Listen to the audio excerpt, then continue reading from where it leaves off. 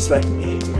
If I get the chance to finish somebody, I do it. I'm the best wrestler in the UFC. I'm the best fighter. I'm most dangerous guy here. I got coming for everyone. Nobody can stop me.